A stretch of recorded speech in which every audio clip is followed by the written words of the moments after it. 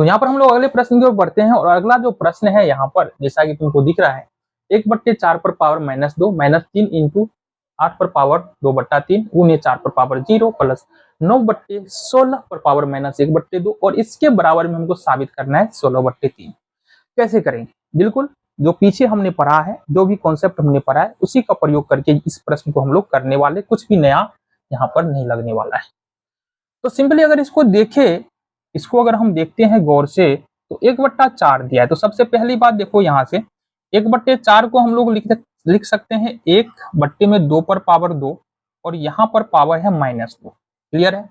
यहाँ पर 3 है गुने 8 पर पावर है 2/3। तो सबसे पहले तो 8 को लिख सकते हैं 2 पर पावर 3 और ये हो जाएगा तुम्हारा 2/3।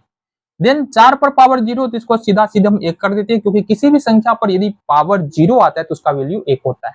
ठीक है, यहाँ पर हम लिख सकते हैं 9 को 3 पर पावर 2 और 16 को लिख सकते हैं क्या 4 पर पावर 2।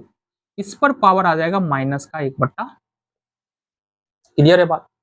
ये LHS की ओर से हम चल रहे हैं, RHS में हमको 16/3 लाना है। ठीक है जी। अब यहां पर एक बात बताना, चूंकि यहां पर पावर माइनस में है, इसका मतलब क्या होगा? इसका मतलब होगा यहां पर गौर से देखना 1/2 पर पावर 2 और नीचे में पावर यहां पर 2 हो जाएगा, -3 ये तो सिंपली हो ही जाएगा। देखो हमने पहले बताया है कि अगर a पर पावर b है देन यहाँ पर पावर c है तो ये दोनों पावर मल्टीप्लाई हो जाता है। तो a पर पावर क्या हो जाता है? bc हो जाता है।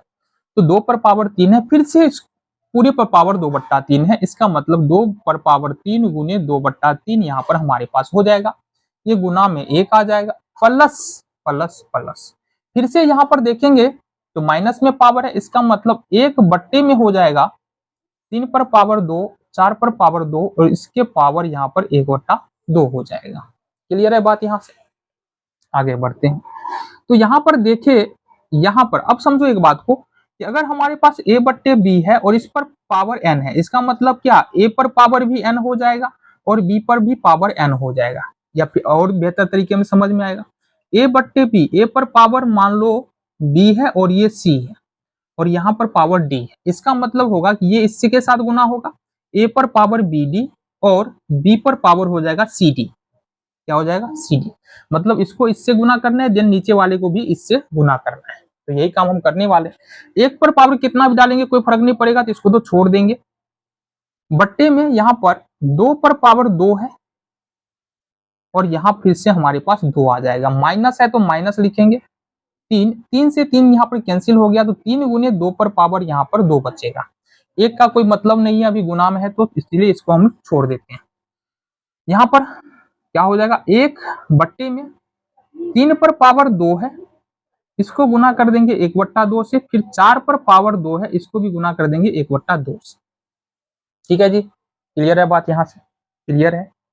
चलो जी, अब देखना 1 में 1 पावर हो जाएगा 2 दूनी 4, 2 पर पावर हो जाएगा 4, माइनस कितना हो जाएगा? माइनस हो जाएगा 3 गुने 2 दूनी 4, प्लस कितना हो जाएगा 1 में 2 से 2 कैंसिल 3 और बट्टे में यहाँ पर 2 से 2 कैंसिल 4। ठीक है जी, आगे आ जाओ, आगे आ जाओ बाबू।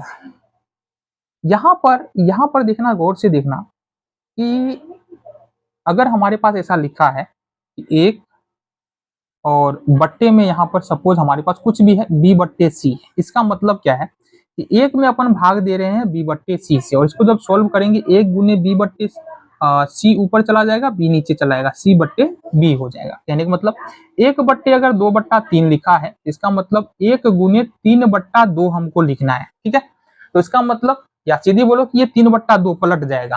ठीक है, और भी समझो, अगर 1/4/5 लिखना है तो इसका जो सॉल्यूशन होगा वो कितना होगा? 5/4 होगा, सीधा सीधी बोलो। तो इसका मतलब क्या होगा? 1 में भाग देना 1/2 पर पावर 4 से, इसका मतलब इसका सीधा सीधी सॉल्यूशन 2/4 हो जाएगा, क्योंकि इसके नीचे में 1 आ जाएगा। ठीक है, देन ये तो गुना करेंगे तो 12 हो जाएगा और प्लस में ये हो जाएगा तुम्हारा 4/3। क्लियर है बात? यहाँ पर देखो, अब 2 पर पावर 4 है, इसका मतलब ये हो जाएगा 16 माइनस 12 प्लस 4/3, ये आ गया हमारे पास। ठीक है, ये आ गया। अब देखना 16 में से अगर 12 घटा दिए तो कितना आ जाएगा, बोलोगे ये तो 4 आएगा, 4 प्लस 4/3। ठीक है, अब इसको सोल्व करें, 4 तिया 12, 4 16/3, और ये क्या आ गया तुम्हारा, ये आ गया RHS। देखो 16/3 है, आ गया ना जी। तो एकदम देखो, जो तुम्हारा माइंड है बिल्कुल शांत करके हर एक स्टेप को करते हुए चलना है। अगर मिस्टेक्स होता है तो फिर से करो, खोजो गलती कहाँ है, गलती नहीं मिल रहा है तो फिर से प्रश्न को सोल्व करो। अरे प्रश्न सोल्व होगा क्यों नहीं होगा,